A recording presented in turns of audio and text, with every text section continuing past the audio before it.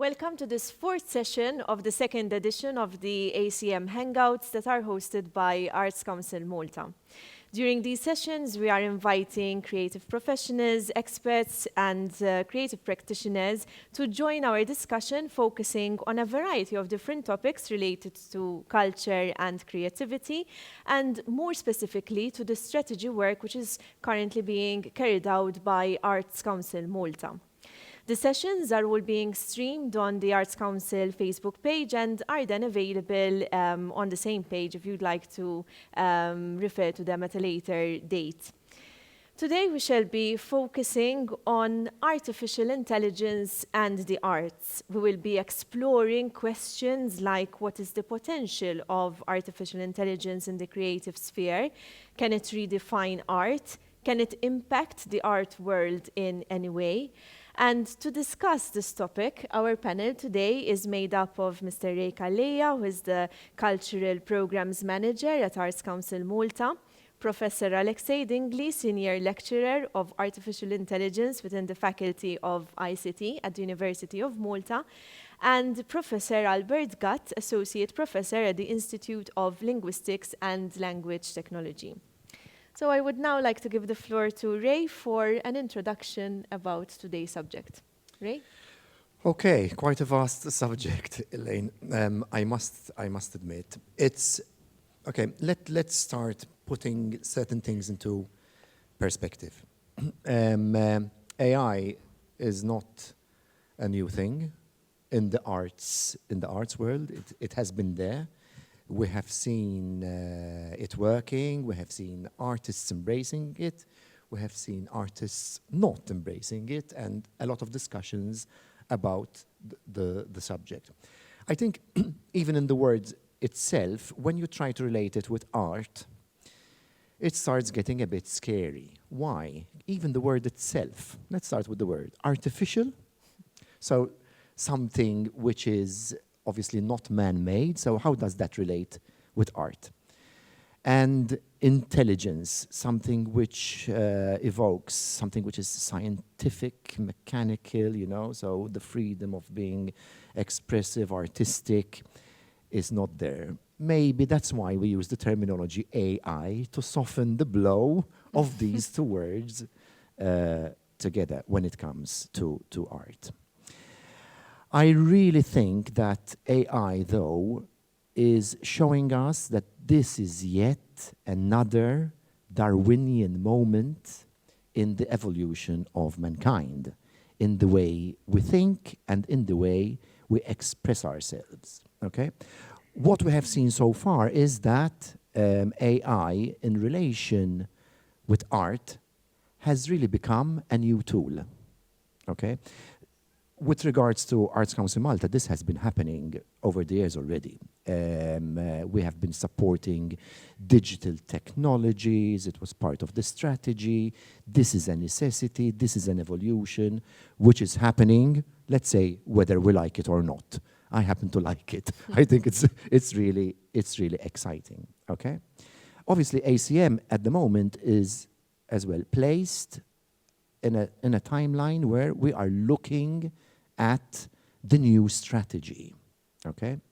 And within the new strategy, ACM has to address the issues of AI and digital technologies.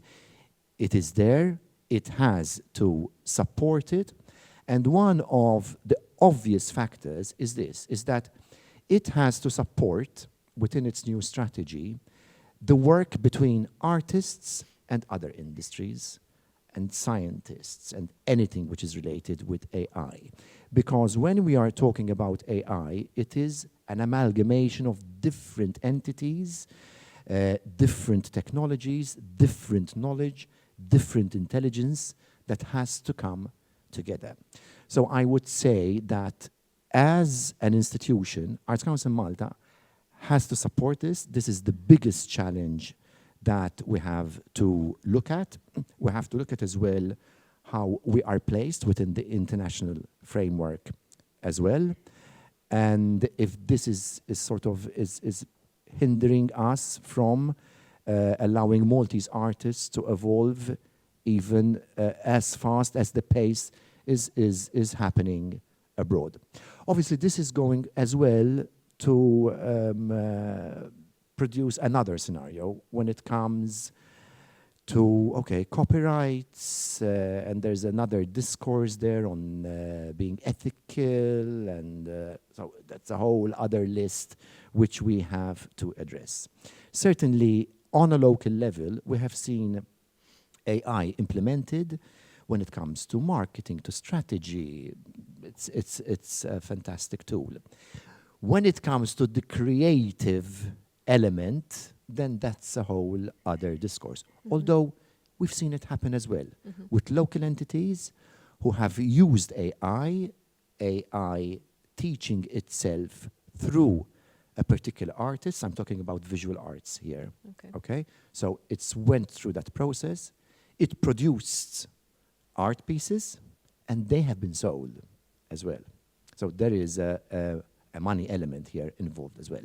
And they have been sold for auction. They were auctioned for charity for big money, because they were in the region of between 17,000 euros and 24,000 euros. So the effect is here, and we're living with it already.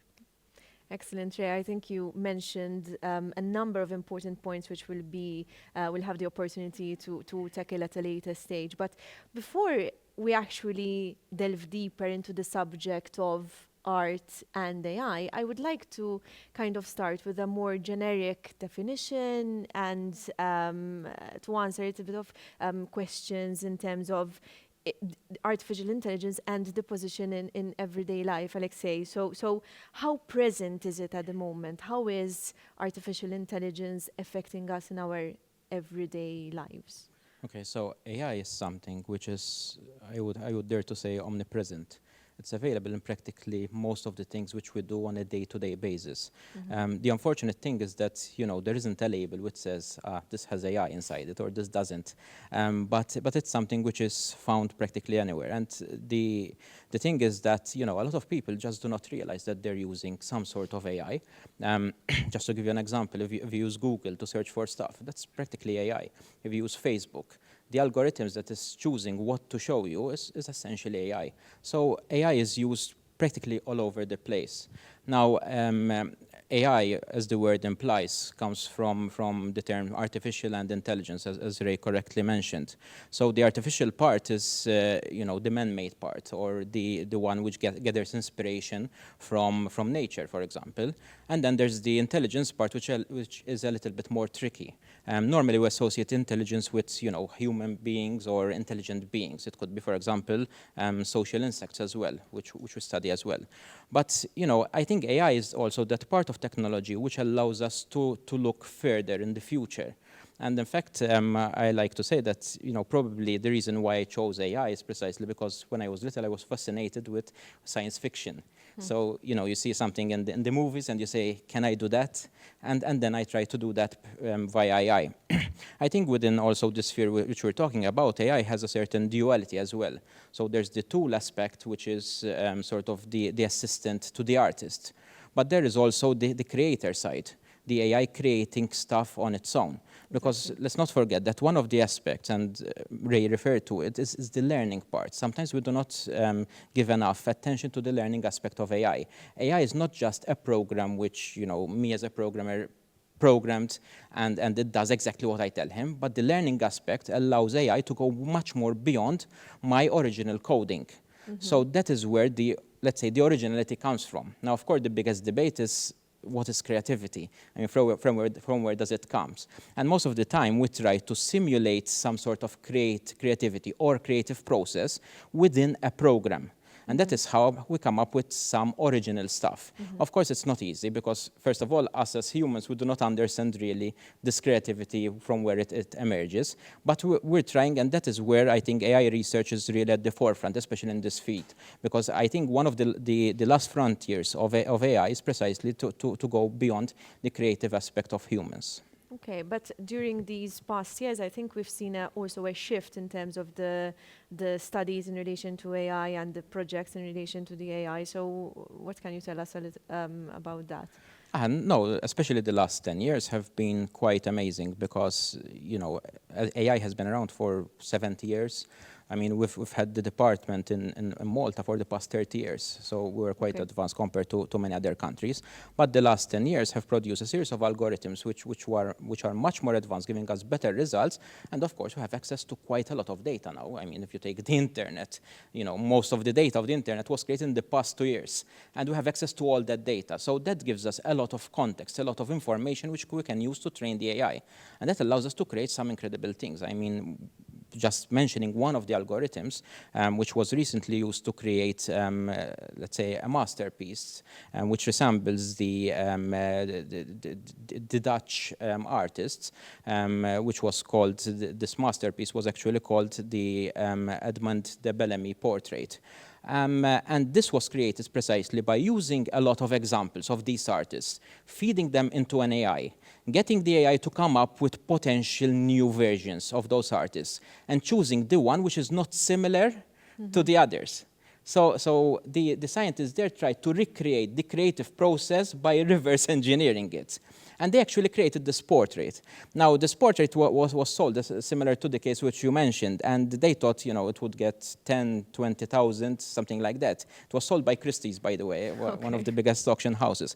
And it managed to get close to $500,000, which is big money considering, you know, it was created by an AI. And this particular portrait is considered as being the first painting created entirely by an AI. Okay. It's very interesting, although to me, it sounds a little bit scary in the sense that you kind of lose a little bit control over there. But I don't know what you think, Albert. AI features very much in your work in terms of, here we're talking about the linguistic aspect. Yeah, so I work mostly in natural language processing, which is a subfield of AI where we're concerned primarily with the processing, that is understanding or automatic generation of speech and language. Creativity comes into play there because there's a lot of work on, for example, the automatic generation of poetry or prose. And that sort of interests me very much because my main area of research is, in fact, the automatic generation of text, although not necessarily poetry or fiction. Mm-hmm. So even there, artificial intelligence is sort of making these interesting inroads into what was for a long time considered to be an exclusively human arena of activity. I'll go out on a limb here and I'll say that there's a very high likelihood that most of the people listening to this discussion will have read this week at least one piece of text which was generated automatically by a machine and they don't know it. That won't be fiction or poetry, but it will be something like a weather report or a news summary. This stuff is all over the place now, and the text generation abilities are so good that they are very hard for the untrained eye to distinguish from the human. Mm-hmm. So we're not just talking about translations here, No, but we're I'm also talking about generation generation of from non-linguistic Okay. data, or summarization from other texts, or generation based on on simple prompts. It depends on how the system is set up.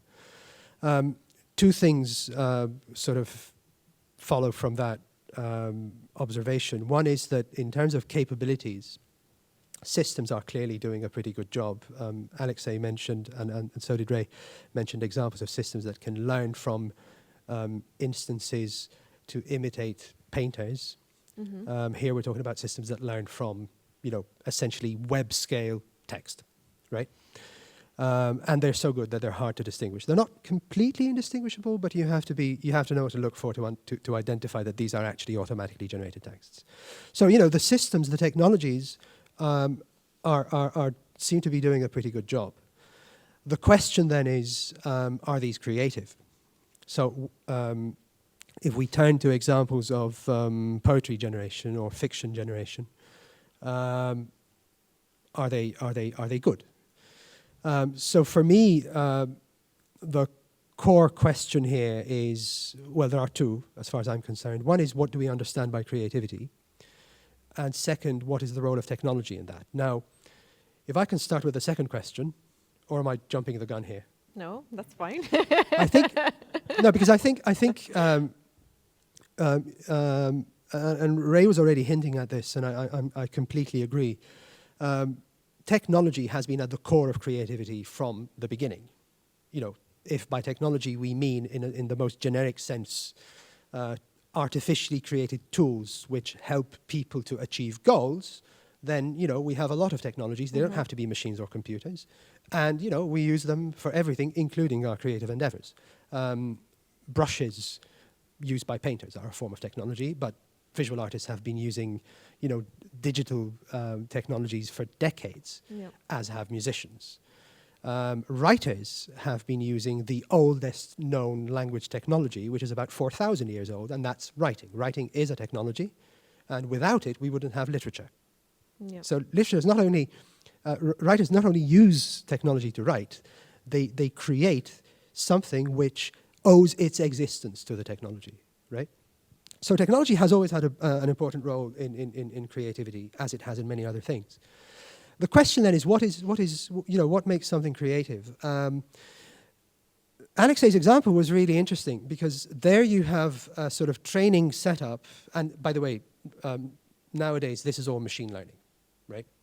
So in fact, whether we're doing painting or text generation or, you know, pretty much anything else that we call AI, the likelihood is that underlying it, there's going to be the same set of core techniques, ultimately based on neural networks, which, and then, you know, the scientific insight and creativity comes into building the architectures to solve interesting problems. That's where the things get interesting. But basically, we're talking about the same set of techniques. And Alexei's example was interesting because you've got a system that's trained to choose, not just to imitate, but also to choose what seems to be original, what seems to be different. In the case of the painting that could be something by a Dutch master, right? But taking this argument, how can you decide whether something is original, is different in such a context, and when it's kind of you lose a little bit the control there or the human element there? Well, maybe we could push that question onto the people who are actually at the receiving end. What makes something original to a viewer, a reader? It could be that it's just something you've never seen before. And then you could also have a sort of more extreme definition of originality, which, you know, this is something that's never happened before. You know, when Schoenberg composed his first piece with his system of harmony, there was a row in the theatre. People threw things and got into fistfights and left because this was music that had literally never been heard before. No. But you don't get that very often, right? Hopefully. No. I mean, you know, that level of originality does not always happen. Yeah. So originality is also a graded thing. But then, you know, in creativity, there's also the question of value. And I don't just mean monetary value, how much you're willing to spend on something, but what makes something valuable. So what makes a piece of literature valuable to a reader? I'm using literature as an example because we don't usually associate that with big money. You know, you don't pay 500 grand for a poem unless it's a manuscript by T.S. Eliot or something. You buy it in a book and it doesn't cost you so much, right? But it's got value. What gives value? And that, I think, is currently a big problem for AI practitioners working in the field of creativity. We don't quite know what it means for something to have value to the people at the receiving end. Now, my question is, at this point, what are the benefits of artificial intelligence? As in, why do we need it? Maybe it's a bit of an obvious question, but maybe not in relation to the arts. I don't know, Alexei, would you like to address this? Well, I think we need it for two reasons, and I'll stick to the duality which I mentioned earlier. One of them is sort of because it can help the artist to reach new heights. Something which just came to mind is that a performance which happened this New Year's Eve, in Scotland, whereby they got these 500 drones, and they actually created these huge performances in the sky with these drones. So you know, the expressivity of the artists was shown in the sky of Scotland via these animated 3D, huge 3D displays. So over there, you know, AI is being a medium to allow the artist to do much more than he could do on his own or with other traditional technology. The second one is also to venture into new ideas, because it's true what Albert said, that I agree with him completely, that, you know, there's still an issue of value. Sometimes this is a very hot debate, especially in AI, and I think the a typical example is, you know, the idea of the submarine. No, we've managed to go underwater with a submarine, but, you know, a submarine is not a fish. It does whatever a fish can do, probably, but it's not a fish, and it's totally different concept. Same with the aeroplane. It doesn't work like a bird, but it flies as well. You know, and here we're talking about the same thing. So we're exploring a new element, I think, of the arts, which is very different from the process which the artists would do. But we're still reaching some new areas which were unexplored before. And I think the AI as a creator here, not as a mediator, all right, can help the artists to venture into new dimensions which were maybe not thought of or not explored before. But as I said, the creative process is totally different from the one probably applied by the artist. And what do you mean by the art as AI as a mediator in this case? Because what I mean there is that the AI is used as a tool, a tool sort of to help or extend what the creative is doing. AI as a creator it's not being used by the artist, but it's actually creating new stuff, of course, after getting input from the real world or the artist. I think going back to my Darwinian element of all of this is that as AI evolves, okay, artists are enabled to move to a higher level of thinking, of expression, of maybe it's something we don't even have a word yet for it, but having AI backing them up and releasing them of, I don't know, the paintbrush, of having to translate, of having to write a poem and, you know, find rhyme or rhythm and stuff, will eventually lead the artist and mankind together into the evolution of the next step, which we might even not know what it is yet. But doesn't this not knowing make it a little bit scary, make it... It provokes anxiety. What are the reactions to this? It provokes anxiety, obviously. I mean, It does. Anything sort of new and uncertain is going to provoke anxiety. But I think I can certainly agree with Ray's speculation here. I think it's quite likely because it's happened so many times in the history of humanity that, you know, when you have a new technology, through interacting and through the interaction with the technology and the use of the technology, what you also get is a sort of an interplay, right? You're not just using the tool in the sense that Alexei was saying, but the tool also creates the means available to you. It sort of defines a space that's available to you. And as a result, the forms that you create begin to change, and your relationship to them begin to change. I mentioned writing before. Oral, poetry exists in oral societies, those that don't have writing. But when writing came along, it completely changed our relationship to language. And as a result, we created forms that are nothing like what you get in oral societies. By the same token, when it became possible to use certain technologies during the multiple stages of making music, right? Music itself began to change. So suddenly you got the possibility of resampling your own sound and turning your composition into something that's right. To take one example. Can I ask a question? No, but isn't the arts, I mean, one of the objectives to explore these boundaries as well? So, I think it's what artists do, no? Go for the boundaries and even beyond the boundaries which are normally accepted by society.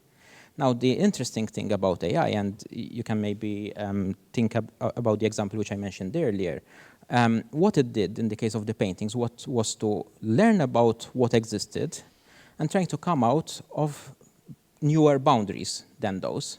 Now, of course, AI can do it at a much faster pace than we can do. It can process so much more information that, a person, it's impossible to do all of that and come up with all those possibilities. So now we're also accelerating that exploratory of those boundaries. But I think this is exactly what where the problem lies, in that maybe for skeptics or for people who do not really believe in that this is a way forward, that you there's an element where you lose control, where it goes even beyond what we wanted it to do. I'm probably being a little bit scared of what could happen, but it could also be an argument against AI, in that it just takes over, possibly. Elaine, you mentioned scary quite a few times. Yes. I'm just being that part of the panel, the and, scared element. You've mentioned the acceleration. I think the scary part of it is the acceleration, okay? When the Gutenberg press came along, it was scary at the time as a new technology for many people. There were countries that refused it completely and were left behind because they didn't embrace that technology, okay? So it's embracing the technology and the tools you have is exciting. Yet, I tend to agree that in today's world, what we're seeing, the scary part is the pace at which we are accelerating. Up to 10 years ago, technology doubled itself over a period of 2 years. That period has been reduced. Because of these powerful... I read was about 3 months. Because of these powerful learning algorithms. Yeah. They've changed. It's a whole different ballgame. I mean, the learning is so fast that you can... Yeah. But as in, okay, it's scary, yet it makes it even... Assuming you have the hard way. Additionally, I'm more trying exciting. To be more scarier now, okay? No, I think that we shouldn't be scared of AI as it is today, okay? And I'll tell you why. Because even though we have very powerful algorithms at the moment, and they're powerful because in some aspects, they're way beyond what humans can do. All right, so for the first time in many years, we managed to go beyond certain boundaries. But I think the scariest part is not these algorithms, because we already know that these algorithms are not enough for what we intend to do. We need newer algorithms, we need better algorithms, which probably haven't been discovered as yet. The scariest part is when we come to something called quantum computing. That is the scariest part of all. Why is it scarier? I mean, recently, a month ago, China declared that they have reached quantum supremacy. Okay, what is quantum supremacy? Quantum supremacy means that using their quantum computer, they managed to solve a problem which, with the fastest supercomputer we have in the world today, it would take 10,000 years, something like that. Okay? No, I think it's 10 million years, sorry. They managed to solve it in a few minutes or hours, okay, with quantum computing. So the amount of processing power which we will have once quantum computing becomes accessible is something unimaginable, all right? And a lot of the boundaries which we have today will probably be nothing, because you can solve them with brute force. You can easily go beyond them. I think that's where the scariest part. So far, we're not scary, but it's true. We have to think about when that will happen, because it will happen in the coming decade or two, but it will happen for sure. And we have to be sure that, AI doesn't just rushes out and leaves us behind, because that's where we are at the moment, as you correctly said. We need to understand this a little bit better in order to respond better. Exactly. So one of the big questions in AI right now is, in fact, explainability. Right? It's a bit of an irony that we're developing systems, and then we're asking, okay, now let's figure out how they work. And the reason is that the core is, of course, these learning algorithms. As Alexei said before, no one much anyway sort of sits down and programs machines to do things in a sort of declarative, explicit way now. There's a learning process. The problem is that at the end of that learning process, you have, I don't know, 300 million parameters, each of which is a number, neither of which makes sense at all on its own, but which somehow, constitute the knowledge acquired by your system. And then, we think, okay, what does this actually learn? Why is it managing to, generate a painting or a text, right? Or recognize that you're feeling sad today and therefore propose something funny to you on YouTube. So explainability is a big deal, and it is now more than ever imperative that we begin to understand and probe our systems. For a while we were happy that the results were so great. Now the question is becoming we want to actually be able to control them better, but controlling them also means understanding them. Yeah. On that note, I would like to introduce Professor Frank Camilleri, who is with us via Zoom, Associate Professor in Theatre Studies, Artistic Director of Icarus Performance Project. He has been following the discussion online. And I'm curious to know, Frank, what's your reaction to what we just said? And from your perspective as an academic, as a practitioner, what's your take on AI in general? Well, as the speakers before me have said, this is really an exciting development and scary at the same time. However, as Ray has said, this connects with a long history, the evolution of human history, in the sense that the human has always been entangled with technology. In fact, to add to what Albert said, even the etymology of the word technology is related to techneo, right, which is technique, and that is what artists use. So the craft of the artist is intimately related with the technology, with the tools that artists make use of. With regards to AI, I'm going to jump all these hundreds of years to where we are today. What I find exciting and frightening, scary at the same time, is that perhaps it takes us on a different level altogether. I know that the potential of art to condition our feelings, our thoughts, our actions has always been there. After all, that is what artists try to do. Right? They try to make us see, to hear, to feel something in a different way, in a defamiliarized way. But I think from what I've been reading about the subject, AI in the context of performance research, is that this seems to take us on a completely different level. Some of the speakers have already noted and paused on the word intelligence. What is the nature of this intelligence? And the nature of its artificiality? Yes, it is part human and part non-human. However, it is designed, it is programmed by someone, by a designer, let's say at the initial stage, and the biases and prejudices, sometimes even unintentional, of the programmer, end up in the program. I don't know if I'm saying something which is completely irrelevant, but from what I've been reading is that, especially as regards, perhaps the experts can tell us something about this, those that are called affect-aware systems, that supposedly read facial expressions, the way that we move, the intonation of the voice, and then take action on this data.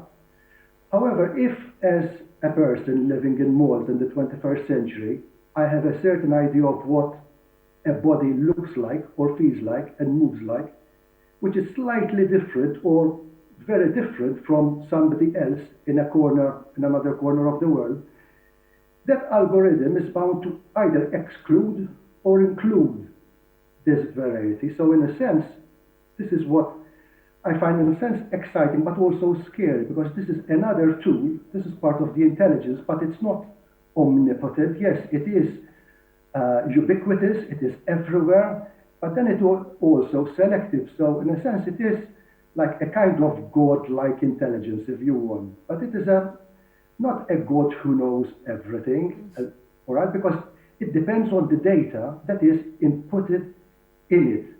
And something that I've read recently, also dealing with this type of intelligence, we tend to associate artificial intelligence with some kind of automated intelligence, all right? But they proposed a different word, that it is a heteromated intelligence in the sense that it feeds on enormous data banks, which are supplied by humans, of course, but then it takes it on a different level. So the fact that it is artificial, yes, all right, non-human, yes, but to an extent, all right, because then it really feeds and it is really informed by all these different elements, and then they take it elsewhere.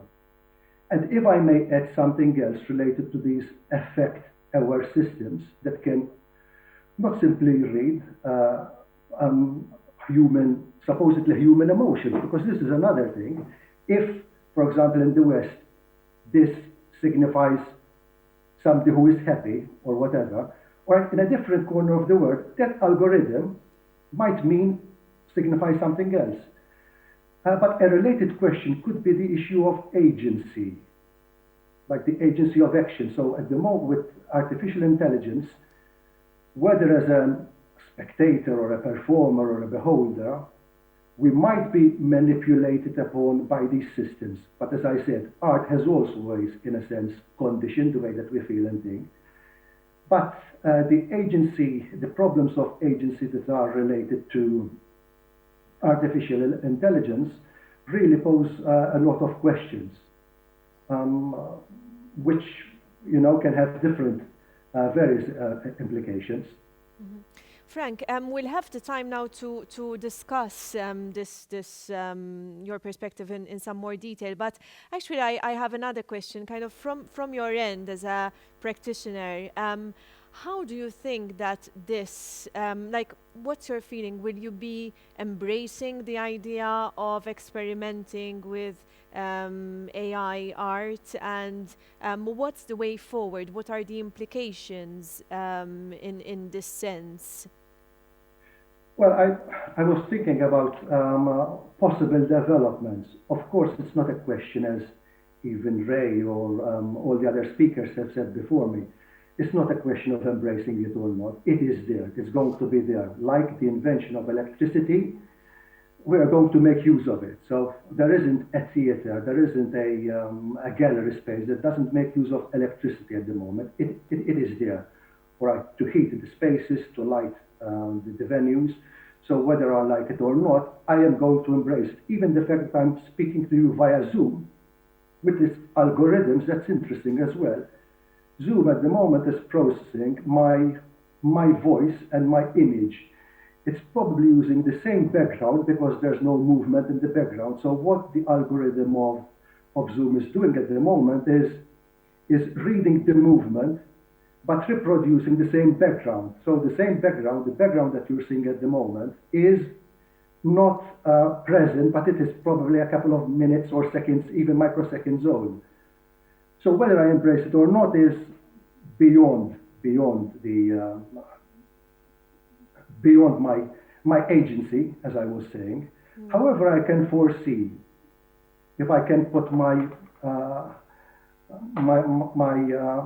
forecaster's hat on, that a specific genre can develop, which could be AI art or AR theater, just as we have immersive theater, where a site is not necessarily a theater space, is developed in a sense which works upon the way that we sense, we feel, we taste, we hear the environment around us. So that could be one development where you have like some kind of AI art. Or, yes, definitely incorporated. I've been exploring very tentatively, I must say, using some kind of motion detection which translates it into sound. I'm not quite sure where that is going to lead me, because as Alexei has said, you need to test the limits of the boundary, the boundaries of what you can do in performance. So at the moment, I'm interested in those areas where you are at the cutting edge and you're not even sure of what the question is that you're trying to answer. So you're trying to find the question to answer that question. So what is the impact on me as a performer as regards movement or perception if I am conditioned by sounds that are being generated by, let's say, my movement in the space? All right, so there are very interesting possibilities that can be developed. But yes, as you and as Ray have been saying, it is the speed that can leave us behind. It's true. Frank, one last very, very brief question from my end, and then we'll move on to feedback from the panel.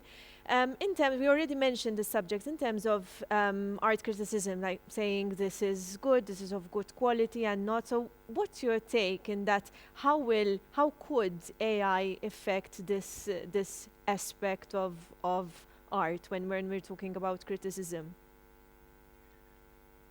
Well, I have like two answers in mind. First of all, it could be like what Albert was saying. We might end up with some kind of AI critic who writes, instead of the weather report, who can write like a critical appreciation of a piece according to the movement, according to the spatial dynamics on stage, according to the use of lighting, so on and so forth. So that is within the realm of the possible to envisage something like that. Yeah. But if, like a human critic, had to write, or if, even as a spectator, I had to appreciate AI, that critic needs to be informed of at least the technology. Because I experienced this, for example, in the 90s, when I was working without producing performances without a plot, and the reviewer would end up asking questions about the plot. But I wasn't working on plot. I wasn't working on character development. I wasn't working on the questions that he or she were asking. So I think it is important that to have like competent reviews and a competent appreciation of AI in art, especially if the genre is AI art, the reviewer would need not simply to rely on their intuition, because even intuition can be a bit suspect, all right, but they have to be informed.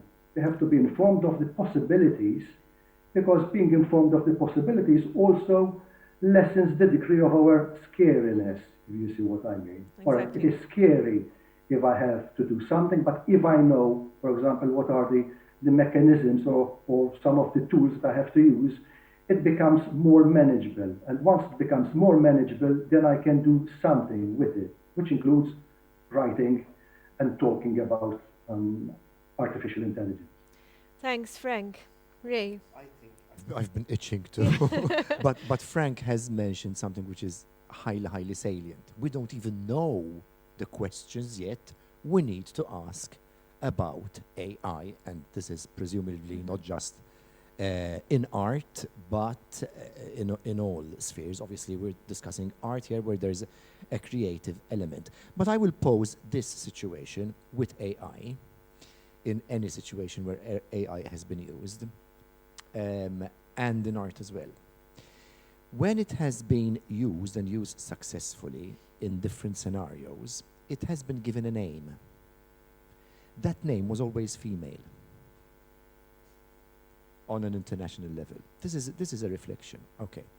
Now, what does this tell us? As an anthropologist, this is where I go with my head. What is happening here?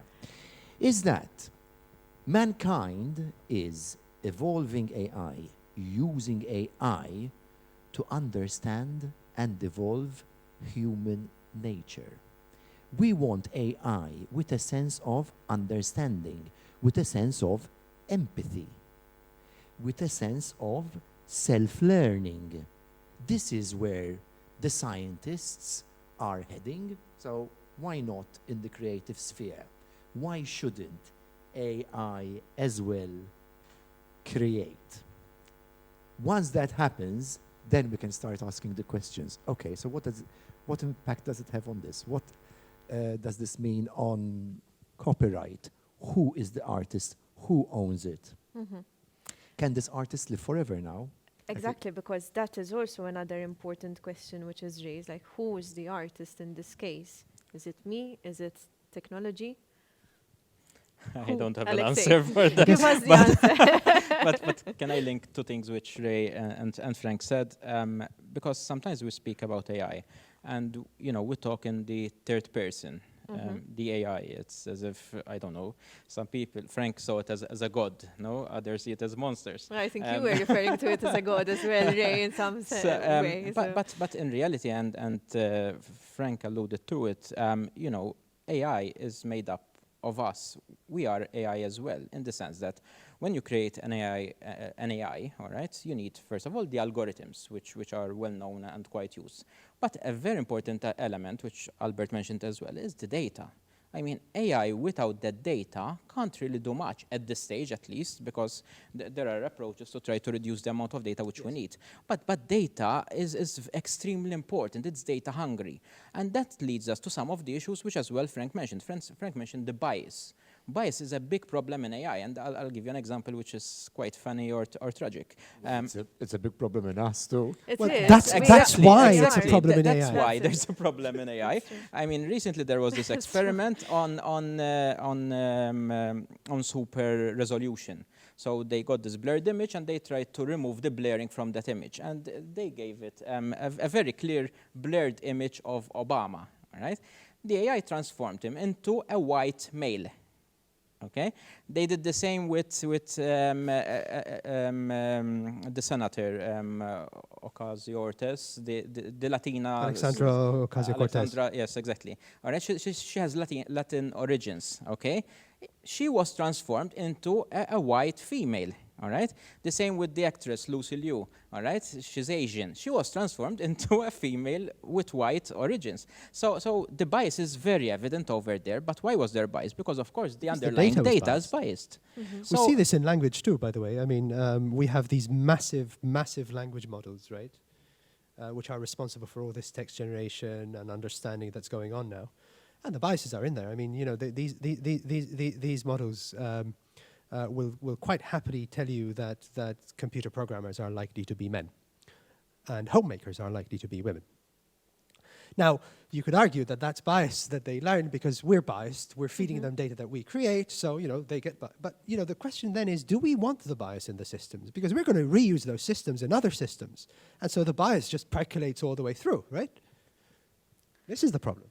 Exactly. It's a problem, but at the same time, it's what it is, no? Because as Alexei said, if it's us... Yeah, but imagine if we could mitigate bias in AI systems, which could then possibly feed back into our society such that, you know, we actually build systems that resist bias. That could actually make our lives a bit better, wouldn't it?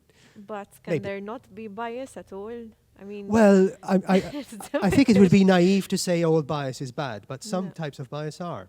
Obviously. You know, Yeah, and I would say already AI has taught us to reflect on how biased we actually to some extent. actually To some are extent, already. and where we didn't, we learned the hard way. You know, I'm thinking of the Microsoft Tay bot, right? You know, Microsoft created this little bot that was released into the ether. Yeah, I think it was Twitter. Twitter. Yeah.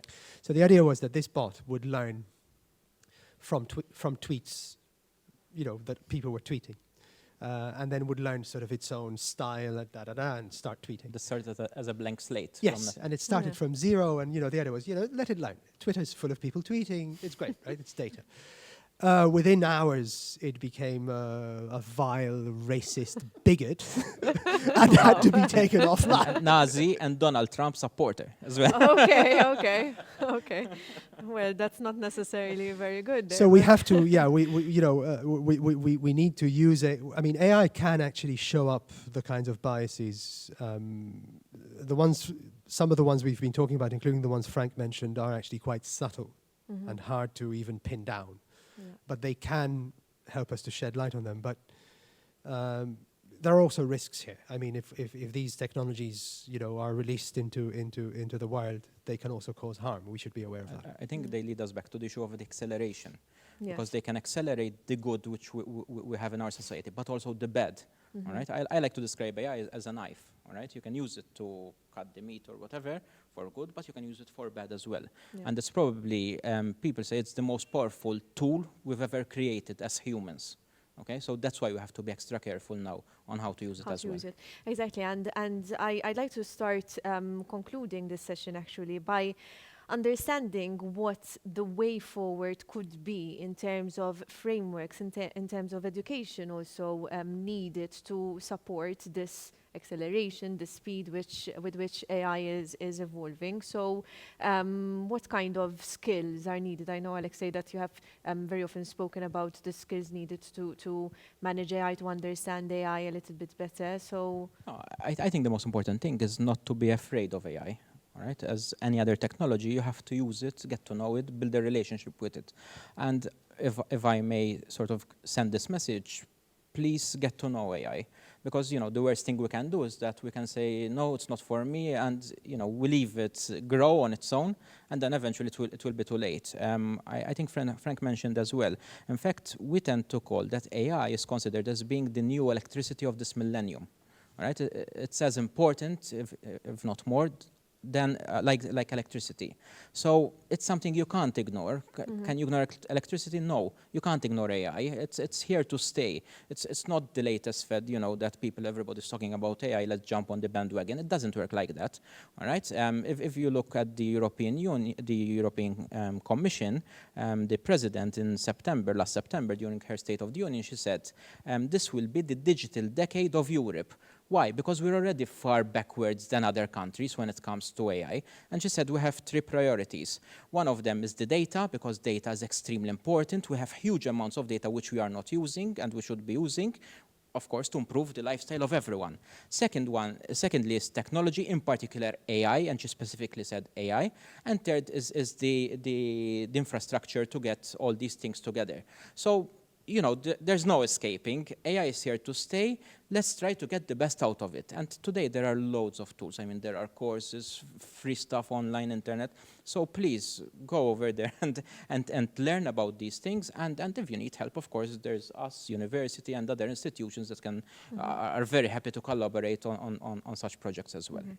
And Albert, in terms of arts, so how can one try to experiment or understand a bit better AI in this context, maybe from your I think background? so. Actually, there's one thing we haven't talked about. And I realize we're at the end, so I won't start another discussion here. But one of the functions of the art is also to interrogate whatever's around us, and AI seems to me an excellent subject for interrogation. And this has been happening. I mean, in science fiction, it's probably been happening for several decades. But I think there's also that other direction in which the arts could go to even sensitize the public to whatever aspects of AI they So it choose could to help sort of to question. inform What you. is the impact that I'm not particularly thinking about something didactic, Yeah. but what is the impact of these things on our lives seem to me a ripe subject for the arts. So that's certainly one of them. But I'm not a practicing artist, and so I hesitate to sort of give recommendations to a community which has its own experts and its own practices. But the last thing you probably want is to have a sort of the development of multiple tiers where you have some people who are able to use these tools and other people who aren't. Because then you get this sort of gaping chasm, right? This inequality. And that starts to mean you also have the elite and the non-elite within the arts as well as in society at large, which is, as we know, already the case. So we would be moving back in our cycle, of Exactly. how to consider art and the approaches. So one of the things I hope to see, for example, is state-funded opportunities. Maybe this is happening already, right? State-funded opportunities for people to learn how to engage with these tools and understand them and even use them. Because ultimately they're also interesting tools to use. But not only the practitioners, but also the people on the other side, the audience, the reader, the listener, also has to become somebody who's better informed to understand where something is coming from, what its value is for them, how it came about. These are all things that now is the time for us to start engaging with. So that's the sort of cluster of things I think that need to start happening.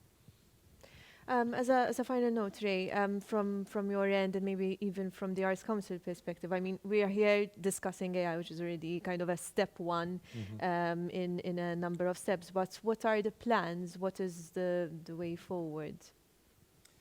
Well, the way forward is being written as we speak in the sense. Let me just try and frame it a bit and put it in perspective in all that we've been discussing.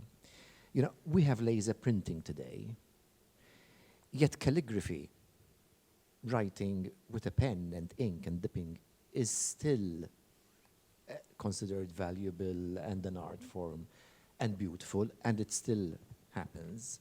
And this is my argument towards not being scared of AI. But I see a future with AI in the arts where the pianist who has had an accident in his fingers and can't play the piano will be able to play the piano.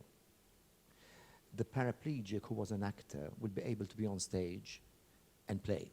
This is where I see it going in the future.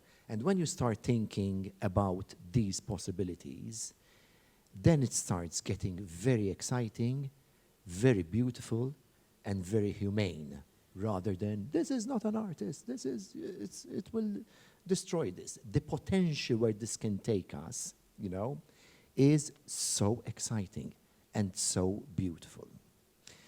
As Arts Council, obviously, the challenge is to keep abreast and to keep up to date and to make sure and ensure that we are there changing legislation which is needed as we go along. Because, as we rightly said before, I think everybody has hinted at this, we do not know yet where we are going. We do not know what we will be discussing. The pace is so fast. We do not know what the questions are, you know. Yet, just as a final note, Arts Council Malta is committed to be in this argument constantly and keeping abreast, you know, and doing all the necessary work behind it to make this more exciting and more beautiful. Great, and on that note, we have to conclude this session. There's certainly more to say, but no time left. Thank you for being here with us and for contributing to this discussion. And we'll see you next month for another session of the ACM Hangouts. Take care.